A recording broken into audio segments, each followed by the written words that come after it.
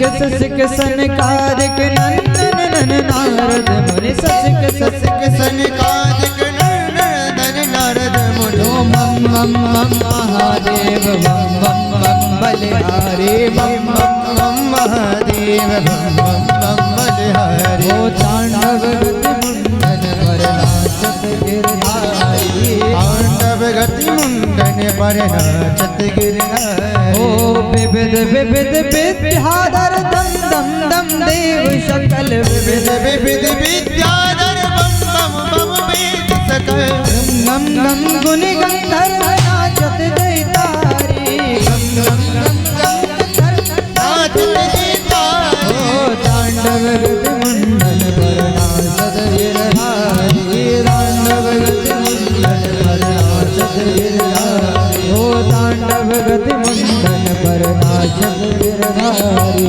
तांडव गति मुंडन पर नाचत गिरधारी ओ नाचत गिरधारी।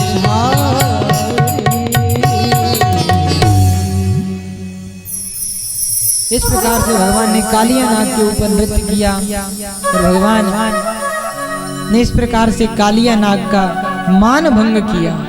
बोलो कालिया मर्दन भगवान की। इस प्रकार से भगवान ने एक बार गोपियों के चीर वस्त्रों का हरण किया और हरण करते हुए भगवान ने गोपियों से कह दिया कि आने वाली शरद पूर्णिमा के दिन मैं आप सभी के साथ में रास विहार करूंगा। और कितना अद्भुत संयोग है कि आज शरद पूर्णिमा की ही रात्रि है। आज शरद पूर्णिमा ही है जिस दिन भगवान ने रास विहार किया था। आज के ही दिन रात्रि के समय भगवान ने ब्रह्मा जी की 6 रात्रियों को एकत्रित करके बुलाया था। सतयुग त्रेता युग न जाने कितनी बार जब बीत जाते हैं तो ब्रह्मा जी का एक दिन होता है। और ऐसी भगवान ने ब्रह्मा जी की 6 रात्रियों को बुला करके गोपियों के साथ में आज के ही दिन शरद पूर्णिमा के दिन सभी के साथ में रास विहार किया था। ऐसी सुंदर पावन ये शरद पूर्णिमा की रात्रि है। आज चंद्रमा से शीतलता नहीं टपकती बल्कि आज चंद्रमा से अमृत टपकता है। इसलिए हमें चाहिए कि रोज भगवान को क्या पसंद है, खीर का हम भगवान को भोग लगाएं। अपने अपने छतों पर आज सभी खीर बना करके रखना और ऐसी जगह पर टांगना जहां पर चंद्रमा का प्रतिबिंब आवे।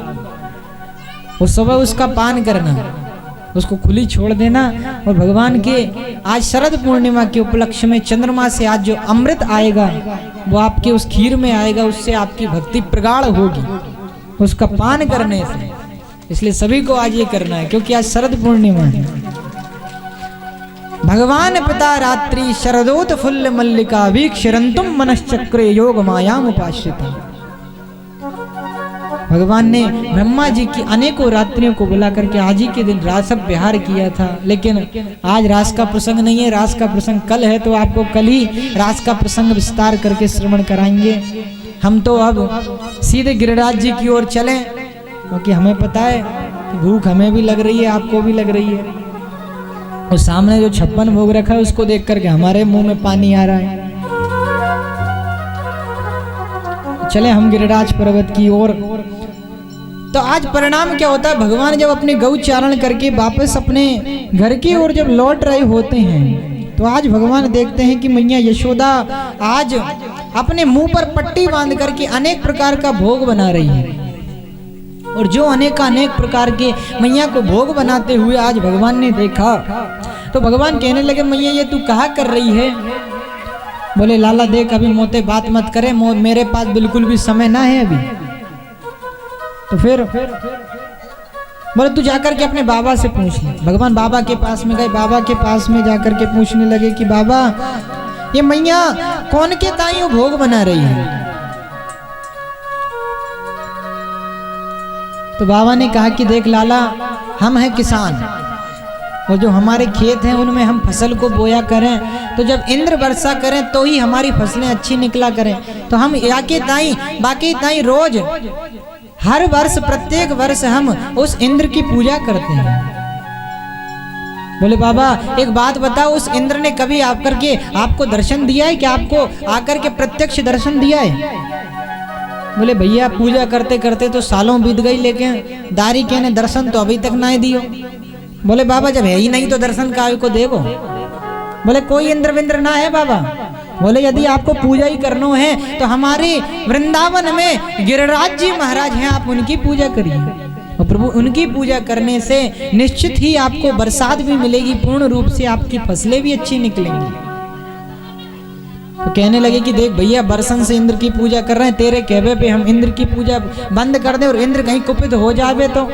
बोले उसकी चिंता आप मत करो, वो सब हम पे छोड़ दो।